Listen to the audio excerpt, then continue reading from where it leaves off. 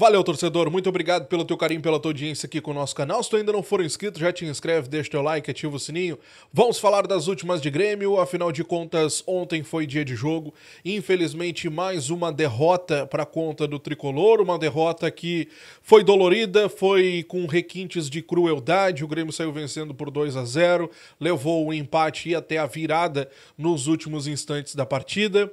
Erros do Renato, erros da arbitragem, erros individuais, enfim, erros, mas a maior parte da culpa a gente combina aqui que vai sobre a conta do Renato, porque o Renato ele errou bastante nas tomadas de decisões. Mas enfim, agora o que fica é que o Grêmio está a 2 pontos da zona de rebaixamento e o alerta mais uma vez está ligado na arena.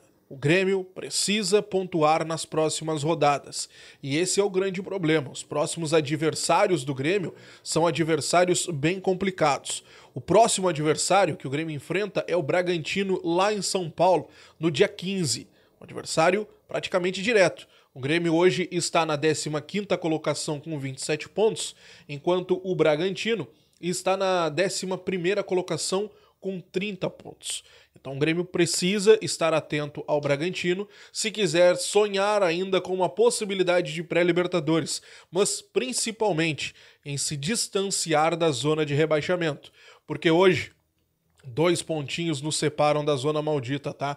O Corinthians abre a zona de rebaixamento com 25 pontos, o Fluminense é o primeiro fora em 16º com 27, mesma pontuação do Tricolor com 27 também em 15º colocado.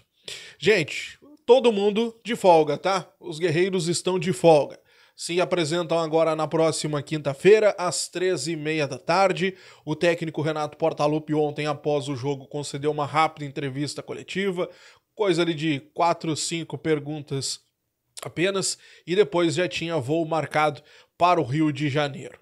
Nos bastidores, deu tempo, claro, de algumas declarações fortes, declarações importantes. O Renato ficou muito incomodado com algumas individualidades, principalmente Gustavo Martins e João Pedro. O João Pedro, durante a partida, ele foi muito criticado pelo Renato pela atuação. Desde o primeiro tempo, o João Pedro já vinha apresentando falhas, um lance em que o Bernard, inclusive, consegue finalizar, acabou acertando a trave.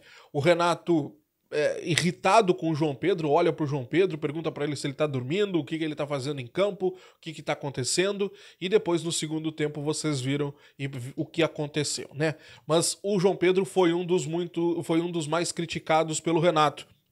Na zona mista, o João Pedro disse que, infelizmente, ele errou, é algo que acontece, pode acontecer, na verdade. Ele falou também da falha do Gustavo Martins, mas é algo que pode acontecer com qualquer jogador dentro de campo. Diz que o Grêmio vacilou muito em não ter conseguido segurar o resultado. O Renato, na coletiva, ele falou principalmente do Gustavo Martins. O Renato ele foi forte contra o Gustavo, disse que inclusive o jogador vai ser multado, vai pesar na famosa caixinha. O Renato disse que ele não poderia ter feito aquilo, disse que falou no vestiário, inclusive, que os jogadores não terão mais um treinador que ensine tanto quanto ele ensina. Disse que nos pequenos e mínimos detalhes faltou mais concentração para os atletas. O Gustavo Martins ele foi questionado sobre isso na zona mista pelos repórteres. Ele pediu desculpas, por óbvio, né? Mas ele acaba dizendo também que ele acredita que houve um erro de arbitragem. Ele não acredita que aquele lance era para expulsão. Ele diz que errou, foi um erro, não tinha o que fazer, mas ele acredita que foi um erro da arbitragem principalmente, tá?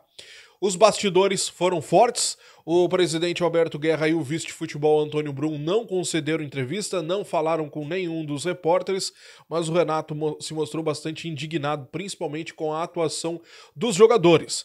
Depois, nas redes sociais, no seu Instagram, o Renato fez uma publicação colocando a culpa em cima dos jogadores, dizendo que por erros infantis e individualidades, o Grêmio acabou perdendo o confronto para o Atlético Mineiro.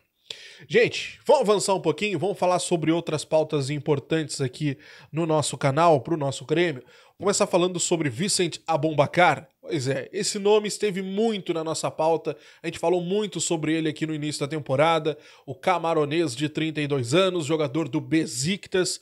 O Grêmio teve muito interessado no Aboubakar, né? O Grêmio chegou a esperar a fim da janela, o Aboubakar queria ir para a Premier League, lembra? Aí ele estava esperando chegar aquela proposta maravilhosa, não chegou. Ele depois disse que não queria vir para cá para o Brasil, enfim, pois o Grêmio não teve Funes Mori, não teve Aboubakar, enfim, acabou acertando com o Diego Costa.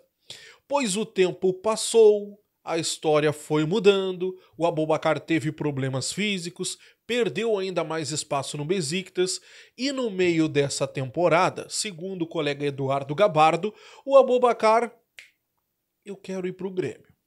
Mandou uma mensagem para a direção do Tricolor, querendo vir para cá, sabendo se aquela proposta ainda estava de pé. Pois foi a vez da direção dizer não, porque o Grêmio já tinha acerto com Arezzo, já estava encaminhando a contratação do Bright White e por conta disso, Aboubakar não veio para o Tricolor na metade dessa temporada. Lá no início do ano, o Grêmio procurou, o Grêmio tentou, o Grêmio quis, o Grêmio esperou, mas o staff do atleta teria complicado toda a situação e por conta disso acabou não fechando a negociação. Agora, Aboubakar, depois que o tempo passou, queria vir para o Grêmio, só que foi a vez do Grêmio dizer não. Não é uma questão do Grêmio bater o pé, fazer birra, não me quis naquela época, agora não vai me querer mais. Então, não é por aí, é muito porque o Grêmio já tinha acordo com o Arezzo, né? Já estava acertado com o Arezzo e estava encaminhando a contratação do Bright White, beleza? Gente, vamos falar sobre outro ponto importante sobre o mercado de transferências ainda, mas aqui é uma possibilidade que por enquanto não tem nada, tá? Já vou te adiantando isso aqui. Aliás, a única coisa que tem talvez é o desejo do torcedor. Isso porque o Alex Telles, lateral esquerdo, atenção, lateral esquerdo, Alex Telles, 31 anos, está livre no mercado. O Alex Telles, ele rescindiu seu contrato com o Al Nassr, né, o famoso time do Cristiano Ronaldo, em comum acordo e pode negociar com qualquer outra equipe neste momento. Mas é importante nós colocarmos um ponto importante aqui.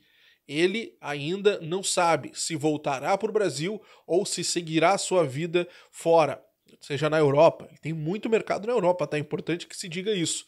O salário dele altíssimo ainda também. Então é mais um impeditivo ainda para que o Grêmio faça esse movimento de contratação do Alex Telles. Outro ponto importante que nós trazemos aqui. O presidente Alberto Guerra, após a eliminação para o Fluminense, disse que o Grêmio já tinha fechado a sua janela de contratações. Na semana passada, Antônio Brum também disse que o Grêmio já tinha encerrado o seu período de contratações. Eu lembro vocês que o Grêmio tem uma folha salarial hoje de 16 milhões de reais. É uma das maiores do Brasil. E, infelizmente, não estamos disputando mais nada do que possamos ser campeões nessa temporada. Então, tudo isso acaba influenciando. Alex Telles está livre. É um jogador caro. É um jogador que resolveria os nossos problemas. É verdade. Mas a atual situação do Grêmio não contribui em nada para que essa negociação saia da vontade do torcedor. Te inscreve, deixa o like, ativa o sininho de notificações, estou de plantão, qualquer notícia te trago aqui no canal. E aí, Aboubakar serviria para o Tricolor? Tu acha que o Grêmio deveria ter feito a investida mesmo assim? E o Alex Telles, hein? Esse resolve a nossa lateral esquerda, o que tu acha? Comenta aqui embaixo. Grande abraço, até a próxima. Tchau!